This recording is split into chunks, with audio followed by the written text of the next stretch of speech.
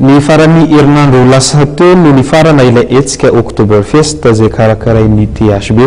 Nentina nanamariana izany hetsika izany dia lanonana isan-karazany no tanterahina tamin'ny toerana maro teto Andrenivohitra.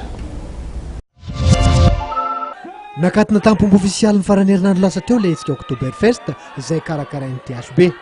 Nisy ny hetsika izay notanterahina teny amin'ny California eny Andraharo sy Jos Pub eny Ambohipo, nentina nanamariana izany fankalazana izany. Volany lanonana tokoa ny volana Oktobra ho an'ireo mpakafy labiera teto Andrenivohitra. Raha tetsy amin'ny California fotsiny dia ny rythme R&B tropical gadona voiziny de Alvis no nanamarika amin'ny fotoana. Naoraka ihany koa nefa ny ambiance atao amin'ny Jos Pub eny Ambohipo ny farany herinandro lasa teo.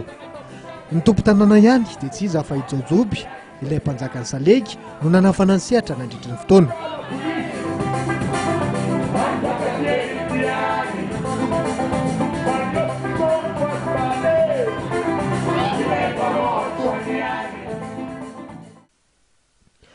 Ny ekipa Anfoe kosa no nanentana tamin'ny alalan'ireo fananana maro samihafa izay nandresan'ireo mpilanonana anjara ka nahazoan'izy ireo goodies sy loka maro samihafa izany.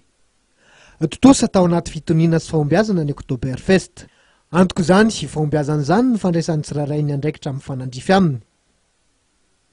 Iny fanadidina koa tompoko lahy sy tompoko vavy no manakatona ny fampalalam-baovontsika teto amin'ny fahitalavitra mativeta amin'ity androany ity.